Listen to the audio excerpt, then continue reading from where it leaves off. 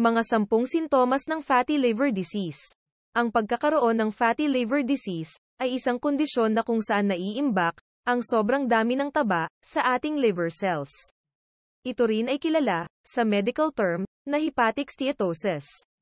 Maaari itong magdulot ng maraming komplikasyon gaya ng high blood pressure, diabetes, kidney disease, pamamaga ng gallbladder, at cirrhosis na nakamamatay kung hindi magamot ng maaga. May dalawang uri ng fatty liver disease, ang alcoholic fatty liver, at non-alcoholic fatty liver. Ang alcoholic fatty liver o AFLD ay dulot ng sobrang pag-inom ng alak. Unti-unting napipinsala ang atay, hanggang sa hindi na nito kayang tunawin ang mga taba. Ang non-alcoholic fatty liver disease naman o NAFLD ay ang sobrang dami ng taba, na nakapalibot sa atay na hindi niya kayang tunawin. Ang pagkakaroon ng kondisyon na ito, ay kadalasan nakukuha sa sedentary lifestyle, obesity, at poor dietary choices. Sa kabilang banda, maiiwasan ang karamdamang ito, kung gagawing mas healthy ang pamumuhay, gaya ng pagkain ng low-fat at low-sugar diet, pagbabawas ng timbang, at gawing mas healthy ang lifestyle, partikular ang pag-iwas sa pag-inom ng alak. Sa video na ito, ay ating pag-uusapan, ang mga 10 signs and symptoms ng fatty liver disease.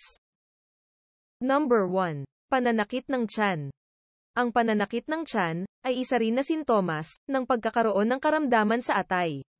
Ito ay karaniwang inilalarawan na dull pain, at sense of fullness o heaviness, sa bandang taas ng kanang bahagi ng tiyan.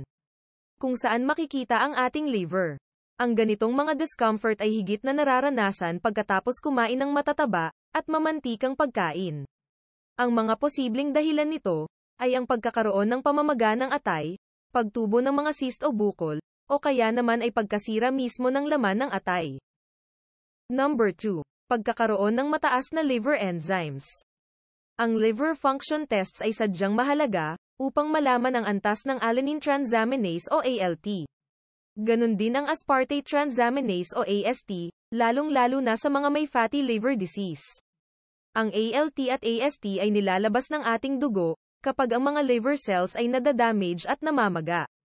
Ang palagiang pagtaas ng nabanggit na dalawang enzymes, ay nagpapahiwatig, ng pagkakaroon ng patuloy na pagkasira ng ating atay. Kung kaya't napaka-importante ito na gawing batayan, upang malaman ang tunay na kalagayan, ng ating atay, partikular sa mga taong may ganitong karamdaman. Number 3. Madaling mapagod. Ang fatigue at weakness, ay karaniwang mga sintomas ng fatty liver, na kung saan nakakaapekto ito sa araw-araw na pamumuhay, ng mga taong may ganitong kondisyon. Ang maaaring dahilan nito ay ang paghina at pagpalya ng functions ng atay, sa pag-aalis ng mga nakakalasong substances sa ating dugo. Kapag ang atay ay nababalutan ng taba, ito ay magdudulot ng insulin resistance, at makakasagabal sa kapasidad nitong mag-convert, ng stored glucose, para gawing enerhiya.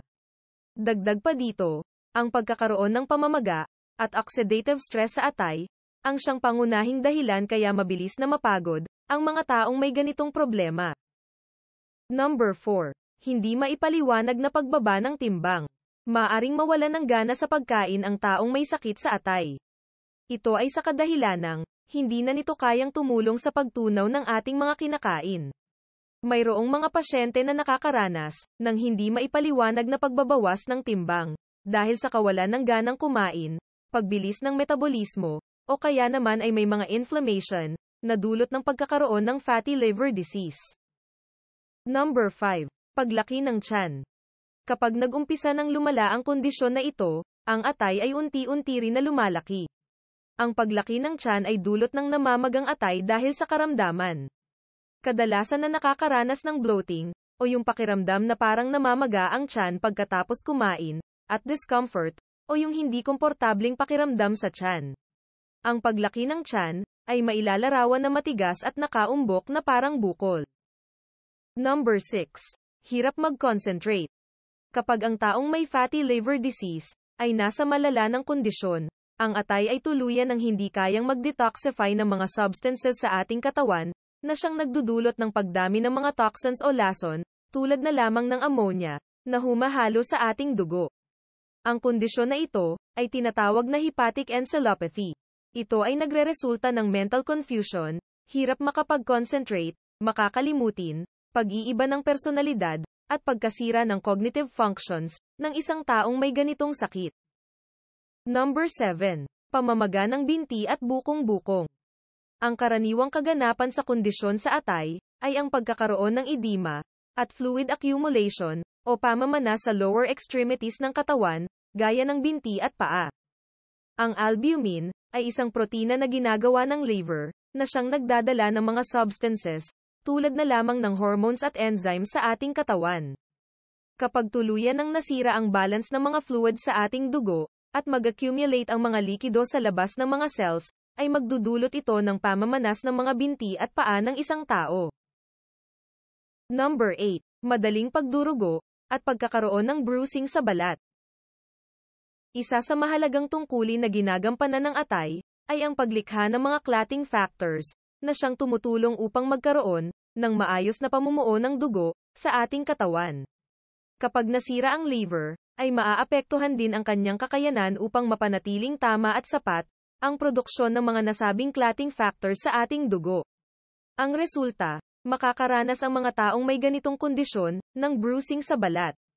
Ganon din ang mabilis na pagdurugo kapag ang pasyente ay may sugat o injuries. Ang mga halimbawa nito ay ang pagdurugo ng ilong at gums. Number 9. Paninilaw ng balat at mata o jaundice. Isa sa pangunahing sintomas ng pagkakaroon ng problema sa atay ay ang jaundice o paninilaw ng balat at puti ng mata. Sa tuwing nagkakaroon ng breakdown ng red blood cells sa ating katawan, ay nagproproduce ito ng waste product. Ito ay ang dilaw na pigment na tinatawag na bilirubin. Kapag may problema sa atay gaya ng fatty liver at pamamaga, ay naaapektuhan ang metabolismo nito. Ang pagtaas ng level ng bilirubin sa dugo, ang siyang dahilan ng paninilaw ng balat at mata, ng mga taong dumaranas ng sakit na ito. Number 10. Pagkahilo at pagsusuka. Dahil sa pagkasira ng atay, ay maaapektuhan ang kakayanan nito, na maglabas ng mga likido, na siyang tumutulong sa pagtunaw ng pagkain, partikular ang mga taba. At kaugnay sa hindi pagtunaw ng mga taba, ay maaaring mapadalas ang pakiramdam ng pagsusuka at pagliliyo ng mga taong may ganitong kondisyon. Ang pagkakaroon ng kaalaman sa mga signs and symptoms ng fatty liver disease ay malaking tulong para sa agarang detection at pagpapagamot sa ganitong karamdaman. Mahalaga na magpakonsulta ng maaga sa doktor kapag nakakaranas ng anumang sintomas na nabanggit.